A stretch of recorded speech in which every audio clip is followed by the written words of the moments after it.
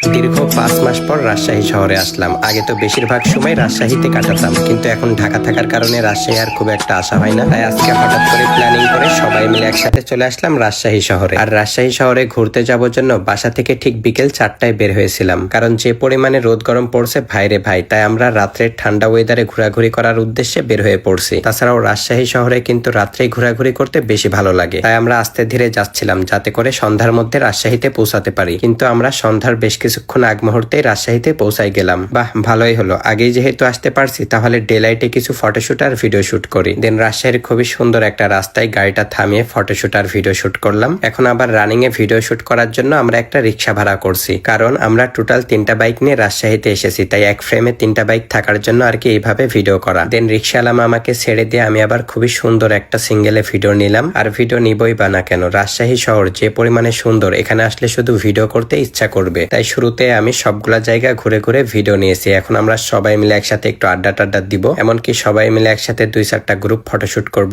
কারণ রাজশাহী আসছি বলে কথা, ফটোশুট তো করতেই হবে। আর ভিডিওর কথা তো বাদই দিলাম, আমি আবার যেখানে যাই সেখানেই ভিডিও করি, এমনকি আপনাদের সাথে ভিডিওগুলা শেয়ার করি। জানি না আপনাদের কাছে কেমন লাগে, বাট আপনাদের সাথে সবকিছু শেয়ার করতে বেশ ভালোই লাগে। যেমন দেখেন, এখন আমি যে বাইকটা চালাচ্ছি এই বাইকটা কিন্তু আপনারা রাজশাহী শহরে ঘুরতে আসলে অনলি 2 টাকা মিনিটে চালাইতে পারবেন। তার মানে আপনাদের 1 ঘন্টায় এই ছোট ছোট বাইকের ভাড়া দেওয়া লাগবে 120 টাকা। সো আপনারা রাজশাহীতে ঘোরাঘুরি করতে আসলে এই ছোট ছোট বাইকগুলা ভাড়া করে সারাদিন খুবই সুন্দরভাবে ঘুরতে পারবেন। সেক্ষেত্রে আপনাদেরকে প্রত্যেক মিনিটে 2 টাকা করে গুনতে হবে, কিন্তু আমাদের কোনো টাকাই লাগে নাই। যে ভাইগুলা সেলফি করছে তারাই আসছিল বাইকগুলা নিয়ে ঘুরতে, তাই তাদের কাছ থেকে বাইকগুলা কিছুক্ষণের জন্য নিয়ে আমরা একটু ঘুরে ফিরে ভিডিও করছি। দেন তাদের সাথে কিছুক্ষণ সময় দিয়ে ছবি টবি তুলে আমরা আবারও খুবই সুন্দর একটা রাস্তায় চলে আসলাম। এখানে এসে থামতেই এক মামাই দেখছে আমার দিকে অবাক হয়ে তাকায় আছে। আমি তো খুবই অবাক হয়ে গেলাম, তাই আমিও বেশ কিছুক্ষণ তিনার দিকে তাকাই থেকে ভাবছিলাম যে হয়তো আমার ভিডিও টিডিও দেখে। যাই হোক, আমরা আবারও এখানে এসে সবাই মিলে একসাথে 2-4টা গ্রুপ ফটোশুট করতেই সবার দুষ্টামি শুরু হয়ে গেল। তাই ভাবলাম রাস্তার পাশে এভাবে দুষ্টামি না করে খুবই সুন্দর একটা রেস্টুরেন্টে গিয়ে বসে থেকে দুষ্টামি করা যাক। সেজন্য আর দেরি না করে সেখান থেকে ডিরেক্টলি চলে আসলাম রাজশাহীর পদ্মার পাড়ের খুবই সুন্দর একটা রেস্টুরেন্টে। রেস্টুরেন্টটা আসলেও অনেক অনেক বেশি সুন্দর, তাছাড়াও খোলা আকাশের নিচে খুবই সুন্দর করে ডেকোরেশন করছে। তাছাড়াও রেস্টুরেন্টের ভিতরে যতগুলা গাছ ছিল, গাছের গোড়া থেকে মাথা পর্যন্ত সব জায়গায় লাইটিং করার কারণে বেশ সুন্দর লাগছে রেস্টুরেন্টটা। এছাড়াও রেস্টুরেন্টের এরিয়াটা অনেক বড়, আবার অনেকগুলা ফটোশুট করার জোন আছে। বিশেষ করে রেস্টুরেন্টের মাঝখানে খুবই সুন্দর একটা মিরর আছে, এখানে গিয়ে সবাই মিরর পিকচার তুলতে পারবে। তাই আমিও রেস্টুরেন্টটা ঘুরে ঘুরে রেস্টুরেন্টের সুন্দর সুন্দর জায়গাগুলোতে গিয়ে ফটোশুট আর ভিডিও শুট করছিলাম। এগুলা করতে করতে অনেক রাত হয়ে গেল, আর আমাদের বাসা তো দূরে, বাসায় যাইতে তো অনেক টাইম লাগবে। তাই এখানে আর দেরি করবো না, এখন আমরা সবাই মিলে একসাথে বাসার উদ্দেশ্যে রওনা দিব। সুতরাং আজকে আমার ছোট্ট ভিডিওটি এ পর্যন্তই ছিল। আবারও পরবর্তী কোনো ভিডিওতে আপনাদের সবার সাথে দেখা হবে। সবাই সে পর্যন্ত ভালো থাকবেন, সুস্থ থাকবেন। ধন্যবাদ, বাই বাই, আসসালামু আলাইকুম।